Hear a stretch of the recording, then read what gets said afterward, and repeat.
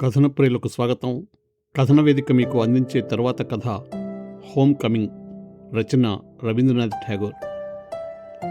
రవీంద్రనాథ్ ఠాగూర్ ప్రాక్ పశ్చిమ సాహితీ ప్రపంచాల మధ్య వారధి, రమణీయంగా అల్లుకున్న సాహితీ సేతువు.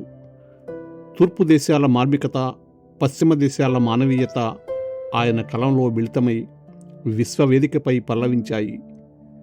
మనిషిలోని భావోద్వేగాల్ని మధురంగా పలికించటంలో ఠాగూర్ని మించిన వారు లేరు. హోమ్ కమింగ్ కథలో ఠాగూర్ కౌమారదశ పిల్లల మనోసీమలో వెల్లువెత్తే భావోద్వేగాలను ఒక మానసిక శాస్త్రజ్ఞుడిగా తరచి చూసిన విధానం హృదయాన్ని మెలిపెడుతుంది. ఆ కథ సంక్షిప్తంగా మీకోసం. చక్రవర్తి ఆ గ్రామంలో ఉండే అల్లరి పిడుగులకు రింగ్ లీడర్. వాడి బుర్రలో ఏదో కొత్త ఆలోచన చొరబడింది. ఇప్పుడు నది ఒడ్డున ఉన్న ఒక కర్ర దొంగను నదిలోకి తోసేయడం, కర్ర దొంగ యజమాని కోపంతో రగులుతూ ఉంటే చూసి నవ్వుకోవాలని వాడి తాపత్రయం. ప్లాన్ సిద్ధమైపోయింది, అమలు చేయటమే ఆలస్యం.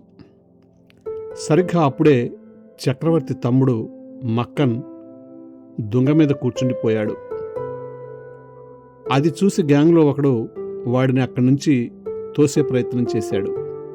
వాడు కదలకపోవటంతో చక్రవర్తి కోపంతో, అంతా కలిసి వాడిని దొంగతో సహా తోసేయండ్రా అన్నాడు.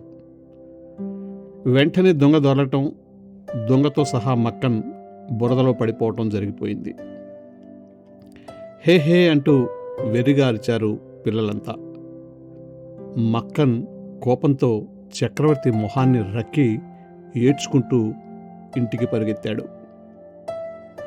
పాపం చక్రవర్తి మొహం వేలాడేసుకొని గడ్డి పరక కొరుక్కుంటూ ఇంటికి పోకుండా అక్కడే కూర్చుండిపోయాడు. ఈ లోపులో పడవ దిగిన ఒక పెద్దాయన, బాబూ, చక్రవర్తుల కుటుంబాలు ఉండే ఇల్లు ఎక్కడో చెప్పగలవా అన్నాడు. పోవయ్యా పో, వెతుకు, అదే దొరుకుతుంది అన్నాడు నిర్లక్ష్యంగా చక్రవర్తి. ఈ లోపల ఇంటి దగ్గర నుంచి పనివాడు వచ్చి చక్రవర్తిని అమాంతం లాకెళ్ళాడు. ఇంటికి రాగానే, ఎరా మళ్ళీ మఖన్ని కొట్టావా అంది తల్లి కోప్పడుతూ. లేదు అన్నాడు చక్రవర్తి. వాడే కొట్టాడు నన్ను అన్నాడు మఖన్ కోపంగా. చక్రవర్తి పరుగెత్తుకెళ్ళి మఖన్ ముఖం మీద పిడిగుద్దులు గుద్ది, ఇది అబద్ధాలు చెప్పినందుకు అన్నాడు ఉక్రోషంతో. సరిగ్గా అప్పుడే పడవ దిగిన ఆ పెద్ద మనిషి అక్కడికి దిగిపోయాడు. అది చూసి చక్రవర్తి మెల్లిగా అక్కడి నుంచి తోక ముడిచాడు. చక్రవర్తి తల్లి ఆ వచ్చిన వ్యక్తి వైపు సంభ్రమంగా చూస్తూ, అన్నా, ఇదే నా రావడం అంటూ వెళ్ళి కాళ్లకు నమస్కారం చేసింది. తన పెళ్లి తర్వాత అన్న బొంబాయి వెళ్ళిపోయాడు. ఇప్పుడు తన్ను చూడటం కోసం అనుకుంటా కలకత్తా వచ్చాడు. 1-2 రోజులు గడిచాక పిల్లల చదువుల గురించి వాకప్ చేశాడు అన్న. చక్రవర్తి అల్లరి పిల్లాడని, బద్ధకస్తుడని, మాట వినడని, మఖన్ మాత్రం బంగారమని, నెమ్మదస్తుడని, బాగా చదువుతాడని చెప్పుకొచ్చింది చెల్లాయి. సరే, అలా అయితే వీడిని నాతో తీసుకెళ్ళి మా పిల్లలతో పాటు చదివిస్తాలే అని మాటిచ్చాడు అన్న. భర్త పోయాక ఒంటరిగా ఉంటున్న చెల్లికి ఇది చాలా ఓదార్పునిచ్చింది. ఒకరోజు మామ, చక్రవర్తి, మనం కలకత్తా వెళ్ళిపోదామా అన్నాడు. చక్రవర్తి చాలా సంతోషంతో అలానే మామ అన్నాడు. అమ్మకు కూడా ఇదంతా బాగానే ఉందనిపించింది. వాడెప్పుడు మఖన్ని ప్రమాదంలో పడేస్తాడో అంటూ భీతిల్లిపోతూ ఉంటుంది ఆమె. రోజూ గండమే వాడితో. ఇంకా ఆ క్షణం నుంచి చక్రవర్తి మామ వెంట పడటం మొదలుపెట్టాడు. మనం ఎప్పుడు వెళ్ళిపోతాం మామ కలకత్తాకి అంటూ.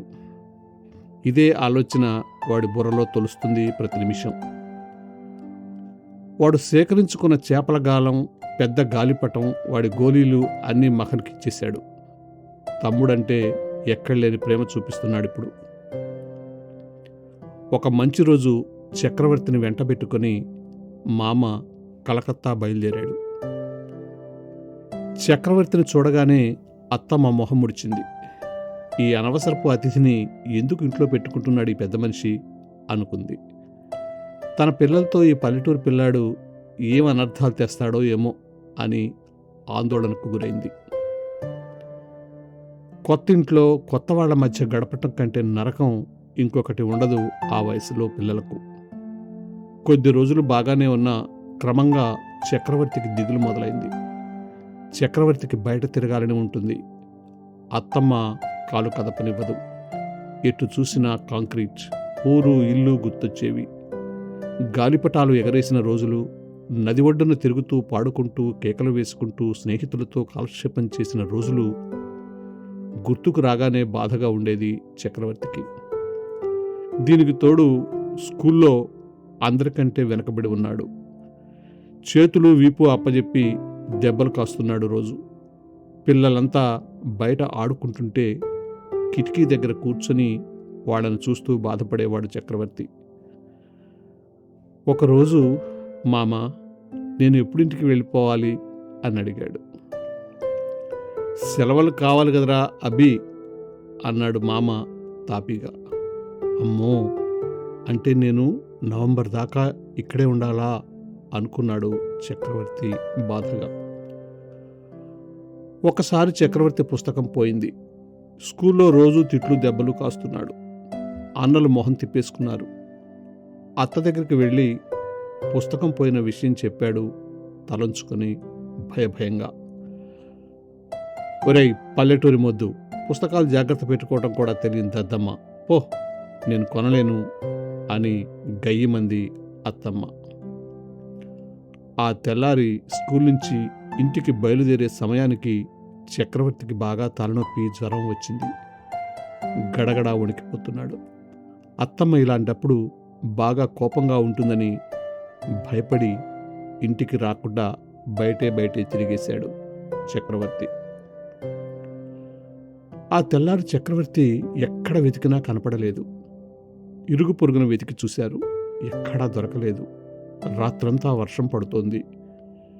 వెతకటానికి వెళ్ళిన వాళ్ళంతా చక్రవర్తి జాడ లేడని, పోలీసు సాయం కోసం వెళ్ళండి అని సలహా ఇచ్చారు. ఆ సాయంత్రం చీకటి పడే సమయానికి ఇంటి ముందు పోలీసు వ్యాన్ ఆగింది. రోడ్లన్నీ వరదతో నిండి ఉన్నాయి. వర్షం ఆగకుండా కురుస్తోంది. 2 కానిస్టేబుళ్ళు చక్రవర్తిని చేతుల మీద ఎత్తుకొచ్చి ఇంటి ముందు వదిలేశారు. ఒళ్ళంతా తడిచిపోయి ఉంది. మట్టి కొట్టుకుపోయి ఉన్నాడు. మొహం, కళ్ళు ఎర్రబారిపోయాయి. మామవాడిని లోపలకు తీసుకువెళ్ళాడు. భార్య అది చూడగానే నెత్తి కొట్టుకుంటూ, ఏం పిల్లడమ్మా వీడు, వీడి వల్ల ఎక్కడ లేని సమస్యలు, ఇంటికి పంపించొచ్చు కదా వీణ్ణి, ఎంతకాలం ఇలా భరిస్తాం అంది కోపంతో ఊగిపోతూ.